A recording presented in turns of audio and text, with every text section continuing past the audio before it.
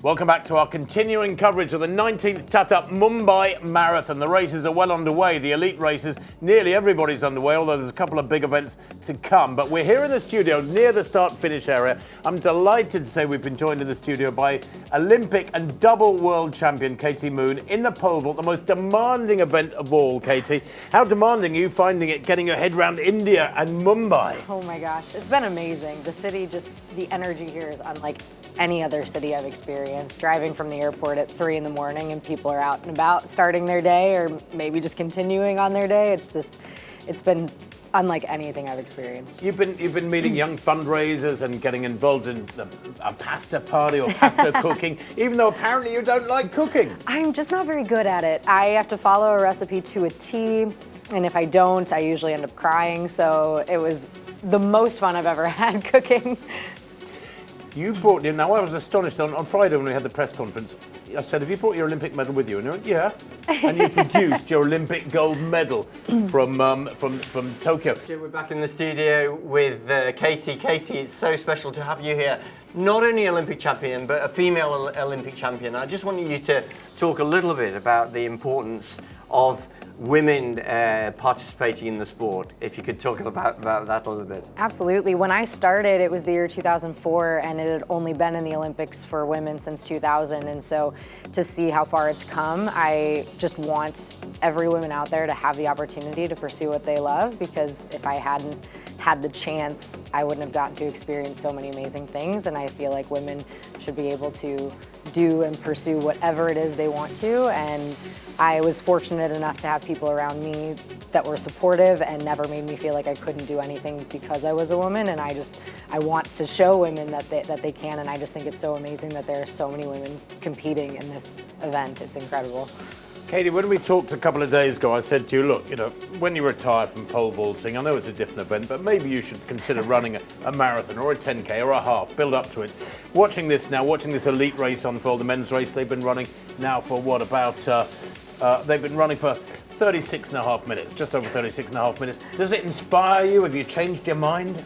I'll be honest, this is the closest I've ever come to wanting to run. This has been the most inspiring event. And watching the elites is incredible. Watching them fly by me, realizing I could only keep up with them for about 100 meters, and they're sustaining this for hours. It's just incredible. But you'd be holding a pole. Oh, I don't know about that. Yeah, it's been unbelievable, especially just the other categories. It's been so inspiring. And the elite women, they're having their own particular race, chasing the course record. They've actually gone out really aggressively. They're attacking the course record. They're inside course record tempo at the moment. Wow. When you go into a pole vault competitions, just to try and sort of segue into that mentality, do you know when you're on a good day from your early jumps? You build up through the different heights. Do you know from your early vaults, wow, I'm really clicking here? Yes, you definitely feel good. There are days when I walk up to the track and as soon as I start moving around, I just feel sharp and everything's moving well. And then there are days where I don't feel as great, but what's cool about the pole vault is you can just put it together on one jump, on the right jump, and that's all that matters. I'm sure for these women it's a little bit more difficult than that. But yes, you absolutely can feel when things are going well and everything is clicking, and it just feels really effortless. It's the best kind of days we have. Well, speaking of things running smoothly, right outside the studio, CSMT, 8 a.m. That's in about 2 minutes' time. The Dream Run is about to get underway. That's the monster, by the way, the Dream Run. Some 21,000 plus taking part in that one this morning. It's over 5.9 kilometers, which is about 3.5 English miles. Look at that beautiful shot of VT and the whole start-finish area. The scale of the organisation here, the logistical challenges they overcome is quite enormous. Now, Katie, even you could run 5.9K. Don't you wish you were down there? I will leave it to the professionals, which is everyone other than me. No, honestly, this has been the most inspired I've ever been to run. I have run a couple 5Ks before. My husband is a runner, so he's dragged me out.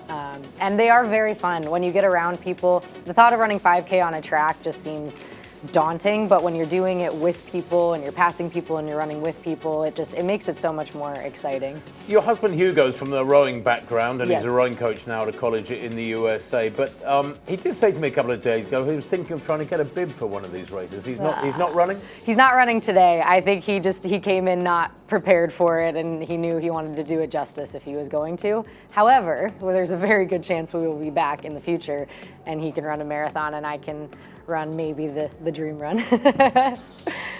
Absolutely. Well, look at that. The engines are revving for these 21,000 plus runners in the Dream Run. It is the big one. It's the final race of the day to get underway. Remember the mass marathon as they head off now. It is exactly 8 o'clock here in Mumbai. The mass marathon got underway at 5 a.m. in the pitch dark, and most of those athletes will still be out there. I'm not sure many of them will be coming home in under 3 hours. But the Dream Run underway, and they will be crossing that start line for ages. There you go, 20,590 participants. I mean, these are numbers, Katie, that actually are sort of right up there, so rubbing shoulders with New York and Boston and Chicago, the big races back in your home. Yes. Oh my gosh, it's incredible. This race, this event, just compares to all the best of the best out there, and I'm just so honored that this is my first real event like this that I have gotten to be a part of. I think what's so special about Mumbai is they've got so many races. I mean, I think the total close to 60,000 participants. I mean, New York and London are big, but it's the one race, isn't it? The marathon. Well, and that's the thing is everyone. It's inclusive for everyone, no matter who you are, no matter how long you've been running, no matter what your background, ability, disability. It's just everyone's included, and I think that makes this so special. And I think it's because the way Procam have managed to bring more people into the sport. I think in Western Europe, in North America, I think running has been much more part of the culture for so much longer. Right. Here in Mumbai, it's newer, but the way things have changed over the last 20 years has been quite incredible. Yes, the fact that there is this turnout within 20 years and there wasn't a running culture before this is just absolutely incredible, and it's just a testament to the event and the organizers and all of the sponsors that have worked on this. I just think it's so incredible. You've got to love the honesty, haven't you? It's called the Dream Run, and he was asked if he's going to run or walk. He said he's going to walk. So it's the Dream Walk for that gentleman. He's going to stretch it out for as long as he can. Make the most of it. There you go, Katie. You can walk these events. You don't have to run. That's right. That makes it all that much more enticing, let me tell you. Or if I could sprint 30 meters and then stop for a little bit, sprint 30 meters, stop for a little, that's how I do it. Style. That's my style. The athletes, that sea of humanity, continues to ease its way across the start line, and then as they get onto the course it'll spread out a little bit more, and many of them will get jogging. Don't forget, many of these athletes running for charity as well, for great philanthropic causes. This race raising record figures for charity. So many thousands of needy causes benefiting from today's events. It's just a nice little sideline on the participation of the athletes. And if you're going to run, why not run for charity? I mean, it's kind of a no-brainer, isn't it? Doing a little bit in that respect. That's a special one, Rich. Look at that. We often talk about, records, don't we? But we're thinking about how fast the athletes are running. But there's another record here, which is the amount of money they've raised for charity. I mean, somebody said quite near to $8 million. So, it's getting up there. I know London Marathon is probably the biggest single fundraising event anywhere in the world. They raised in excess of $30 million. But, I mean, Mumbai is getting up there, and I think this year has been very special. It is a very special year, and I'm not quite sure how they accommodate bigger numbers, but I'm sure they will try. Anil and Vivek Singh, the brothers who founded the company and got these events underway in India, they will try to accommodate more runners, but it's very, very difficult. At some point, you have to say, nope, we are full. And these things happen. These things happen. Katie, what's next for you? World Indoor Championships coming up in March? Yes, I think we're going to take the indoor season just as it comes. The most important thing is the Olympics, and for U.S. athletes making the Olympic team, it is the toughest team to make, and no matter how good you are, you have to be on the right day. So our trials is at the end of June. So this indoor season, I'm just going to I'm not focusing on anything. If it works out where I'm feeling good and I'm competing well and I make it to the World Championships, I'll compete.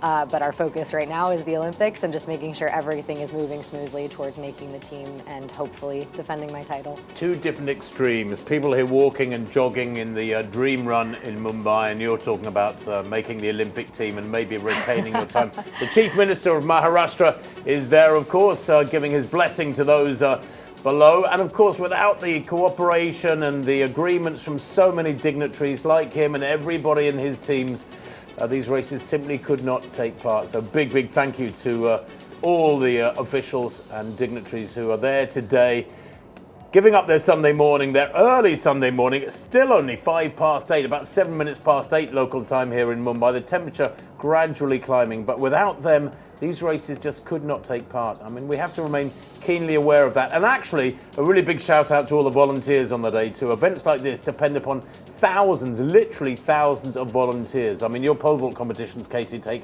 what, about 10 or 15 officials? Yeah. This needs, I don't know, 10 or 1,500 officials. Right, it's amazing. And just even getting here and just seeing logistically how big and how far it stretches and just how many moving parts there are. It's moved so seamlessly. I just think it's really a testament to, again, the organization and the volunteers that want to come out and be a part of this. I think it's just, it really just shows the spirit of the city, and I think it's an amazing, amazing event. The elite race has been going for about 49 minutes. We'll bring you up to date with everything that's going on there. Both races inside course record schedule, by the way, on the elite side. Katie, I know you'll be an interested spectator of what's going on. Thanks so much for being with us here in Mumbai and for joining us here in the studio. Final comment from you. What are your plans for this afternoon? I just want to go enjoy the event. I want to go watch and cheer everybody on. I think that's been my favorite part, is just standing up and seeing everybody pass and wave and cheer for them. It's been so inspiring. I know I've been saying that so much, but I really have never wanted to run as much as I do after this event. So you'll get back to the States late tomorrow, and this will seem like some kind of a weird dream. You're 4 or 5 days here in Mumbai, and then it's back to the good old hard grind of training and preparing for the Olympics. Absolutely, yeah. Very good dream. Yeah, this was a perfect break. I was still able to get some workouts in, so I really was able to get what I needed in, but enjoy every bit of what this experience has been. Katie, thank you so much for being with us, and good luck in your preparations for Paris. We'll see you there. Thank you so much.